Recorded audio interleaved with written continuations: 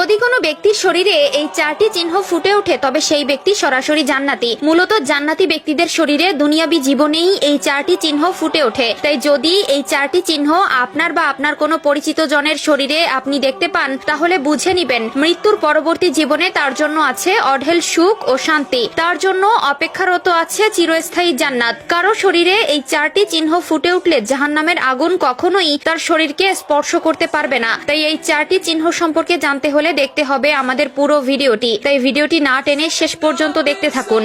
এবং আপনি যদি হযরত মুহাম্মদ সাল্লাল্লাহু আলাইহি ওয়াসাল্লামের উম্মত হতে পেরে নিজেকে ভাগ্যবান মনে করেন অবশ্যই আলহামদুলিল্লাহ কমেন্ট করবেন।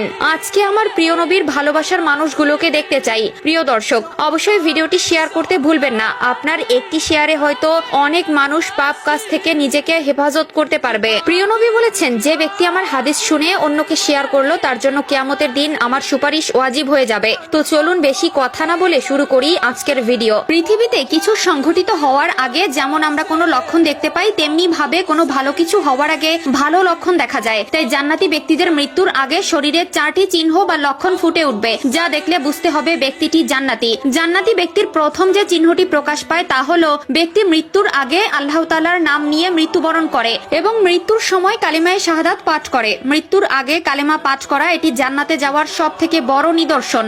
মানুষ মরণশীল, যার জীবন আছে তাকে মরতে হবে। আল্লাহ তাআলা বলেন, প্রত্যেক প্রাণীকেই মৃত্যুর স্বাদ গ্রহণ করতে হবে। যে ব্যক্তি মৃত্যুর সময় কালিমা পড়ে ইন্তেকাল করবে তার জন্য জান্নাত সুনিশ্চিত। এ কারণে রাসূলুল্লাহ সাল্লাল্লাহু আলাইহি ওয়াসাল্লাম মৃত্যু পথযাত্রীকে তাওহীদের কালিমা তালকিন দেওয়ার জন্য বলেছেন। হযরত আবু হুরায়রা রাদিয়াল্লাহু তাআলা আনহু হতে বর্ণিত, তিনি বলেন রাসূলুল্লাহ সাল্লাল্লাহু আলাইহি ওয়াসাল্লাম বলেছেন, তোমরা তোমাদের মৃত্যু পথযাত্রীকে লা ইলাহা ইল্লাল্লাহ তালকিন করাও, কেননা যে ব্যক্তি মৃত্যুর সময় শেষ কথা হবে লা ইলাহা ইল্লাল্লাহ সে জান্নাতে প্রবেশ করবে। দ্বিতীয় যে চিহ্নটি প্রকাশ পায় সেটি হলো মৃত্যুর আগে মুখে হাসি থাকা। জান্নাতি ব্যক্তির মৃত্যু সহজ, যার ফলে মৃত্যুর আগে জান্নাতি ব্যক্তির মুখমণ্ডলে প্রশান্তি ও উজ্জ্বলতা দেখা যায়। এটি তার আল্লাহর সন্তুষ্টি অর্জনের প্রতীক। আল্লাহ তাআলা কোরআনের মধ্যে বলেছেন, যারা ঈমান এনেছে এবং সৎ কাজ করেছে তাদের জন্য রয়েছে জান্নাতের সুসংবাদ। তৃতীয় যে চিহ্নটি দেখা যায় সেটি হলো জান্নাতি ব্যক্তির মৃত্যুর আগে দুনিয়ার সম্পদ ও পরিবার পরিজনের প্রতি অতিরিক্ত অনাসক্ত হয়ে পড়ে। সে বুঝতে পারে যে এই জগৎ ক্ষণস্থায়ী এবং আসল জীবন আখিরাতে।